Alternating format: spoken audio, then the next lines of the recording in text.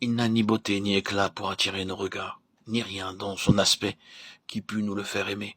Il était méprisé et abandonné des hommes, homme de douleur, connaissant la souffrance, un objet à la vue duquel on se couvre le visage. Ésaïe 53, 1-4. Qui a cru à notre prédication? À qui le bras de l'Éternel s'est-il révélé? S'écrie le prophète Isaïe en transmettant le message de Dieu. Message, révélation tellement en dehors des conceptions humaines, tellement opposée aux pensées de l'homme, qu'Ésaïe se demande pour qui, pour quel temps il prophétise.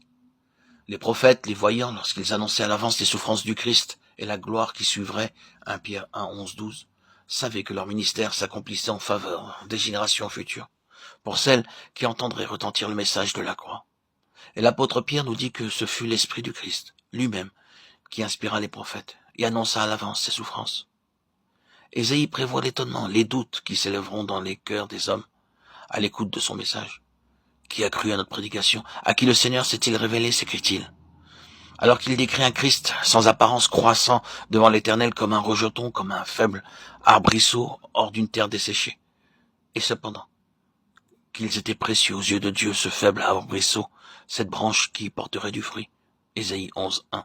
Le plan de choix, Israël, Ésaïe 5, 7, avait frustré les espérances du divin vigneron et sa vigne était devenue stérile. Le Christ était le rameau sortant du tronc d'Isaïe, le rejeton naissant de ses racines, qui porterait le fruit attendu. Bien qu'aux yeux des hommes, il n'eût en lui quoi que ce soit pour le faire aimer ou désirer. Lui, le précieux rejeton, lui, le bien-aimé du Père. Il serait le méprisé des hommes, un homme de douleur, connaissant la souffrance. Les hommes se détourneraient de lui et l'abandonneraient, car la souffrance et la douleur éloignent. D'autre part, aux yeux de Dieu, cet acte d'amour et d'abaissement volontaire désignerait le Christ comme digne des hommes, des honneurs suprêmes. Son serviteur juste serait exalté, haut, élevé, mais aux yeux des hommes, il serait un sujet d'étonnement, dont on se détournerait.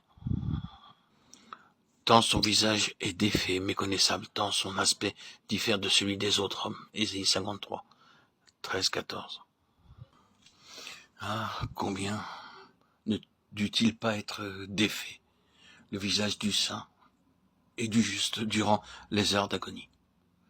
L'agonie en Gethsémani, l'agonie du supplice, combien douloureux, le visage ensanglanté, sous la couronne d'épines. Combien affaissé, brisé le corps déchiré par les lanières armées de pointes de fouet romains. Voyez le poteau noirci, maculé du sang des condamnés, meurtriers ou rebelles. Voyez les bourreaux autour de la victime que Pilate vient de leur livrer. Ils arrachent les vêtements, ils lient les mains, ils poussent le condamné vers le poteau d'infamie. Il y attache si étroitement qu'il ne peut faire un mouvement. Voyez, les lanières déchirent les épaules, le sang coule. Bientôt, le dos n'est plus qu'une immense plaie. Et l'horrible supplice dure un long quart d'heure. Un manteau de pourpre est alors jeté sur le corps lacéré. Des épines sont tressées en couronne et pressées sur le front de la victime.